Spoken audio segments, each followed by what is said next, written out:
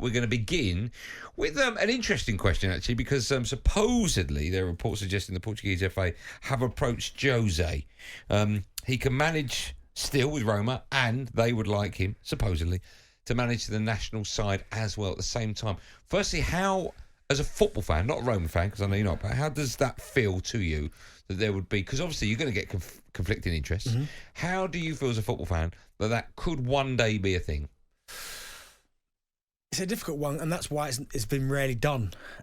Someone like Jose, who's got the pedigree, I think he can handle it because he's been a top-level manager for so long and he's won the biggest trophies there is to win. So, like, I get it. It's a lot of time-consuming because he's got obviously focus on Roma, but then he's got Portugal. But international football's not as often, so you can juggle both. But I think it takes a certain type of manager to do it. Like you spoke about Eddie Howe earlier.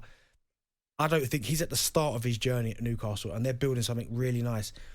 I don't think he's capable right now of doing both.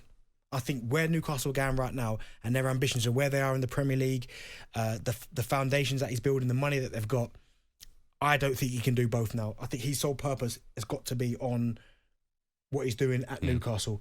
Someone like Pep, who's been a top manager for so long, I think he could do both. Because he knows what to expect. He's Manchester City. He's moulded Manchester City into his team. So they kind of run themselves. Mm-hmm. I think he could do both. So I don't mind it. It could be something we see more in the future. Would you have a problem with it? You're Arsenal fans. You've got Mikel Arteta. Yeah. So if he was linked to a national side... Yeah, that'd bother me. Would it? Why? Because you think... Because he's inexperienced. He's not got the pedigree to do that yet. He's still got so many things he needs to achieve at Arsenal first before he starts getting distracted with other things. You mentioned Eddie Howe there. How would Newcastle fans react, do you think, if the English FA phoned him up and said, look, we want you to do both? Would Newcastle fans say, no, take him. I'd rather we have one manager just for us. No, they want Eddie Howe. Or would they want, if that was the position they were in, would they be happy to take both England manager and their manager? No, I think they want Eddie Howe solely to themselves. No, but if that wasn't an option, let Eddie Howe go who's going to manage England, or both. They want to keep themselves. I'm guessing they'll say you both. think they'll be happy with both? Yeah, but what a project he's building there at Newcastle. Why would you want anything to distract that? Because once you take that England job, that's a tough job in itself. So when you're trying to juggle two... What about, excuse me, what about a conflict of interest? So you've got a manager like Eddie Howe, right? If he was England manager. You've got someone, excuse me, like Kieran Trippier. Do you some water? No, I'm fine. Like Kieran Trippier, right? Yeah. So, that he would be in his ear on a day-to-day scenario. He would, knock on his manager's door and go, listen, I know we've got a game at the weekend, but what do you reckon? He would have that. He would have that connection. He would have that relationship with him. Yeah, like Callum Wilson. Yeah. I get all that, but then that's where you've got to be kind of subjective because... But is that unfair? Not really unfair because, listen, he's a football man. We're all football people in this building. When you look at Kieran Trippier, he's been brilliant. But if everybody's fit, Kieran Trippier does not start ahead of Reece James, Kyle Walker, does he? There's an argument for Trent because there's always been an argument about Trent. I know, but if you've got a manager like Eddie Howe that's doing both jobs, and he genuinely, even if he wasn't Newcastle manager, genuinely believes Trippier is his first choice right back. But then he play him. No, I know, but what I'm saying is, then all of a sudden it's under the spotlight. It's like, well, hold on a minute, why are you? No, why is he getting the game? I don't. Yeah, but I think if it's so blatant, then you go. But Trippier's not the most blatant because he's never let England down. He's done really well for England and he's playing well for Newcastle. But we saw Reece James at the start of the season, and we've seen Kyle Walker. Like if everyone's fit, Kieran Trippier does not play ahead of him, and I don't care. I don't even care if Eddie Howe's in charge. Okay, Reece James is an interesting one, right? Yeah. So let's say Potter becomes England manager at the same time as Chelsea manager, and he picks Reece James, right? You could say, well, he's the best right back, but you could also go, well, hold on a minute, he's only picking him. Well, no, but I think knowing he probably changed the shape. No, but what I'm saying I know what you're saying, but I don't the manager will always be questioned if he's picking one of his players over. But I don't think. I don't think it can be done. I think it can be done. We've seen. Well, listen, Gus Hiddink did it, didn't he? When he was in charge of Chelsea and Russia, and he did actually really well for Chelsea. Do you remember he won the FA Cup with Chelsea?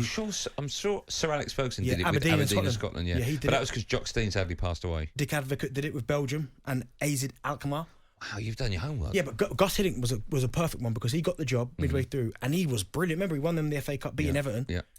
And then he came back a little bit later on because he showed he could do the job. So I think maybe in short bursts it can, but I think it takes a certain type of manager that could do it. Like Arteta, no. Eddie Howe now, no. But you're cool with it. You'll be happy for it. You're all for it. You've not got a problem with it. No. Okay.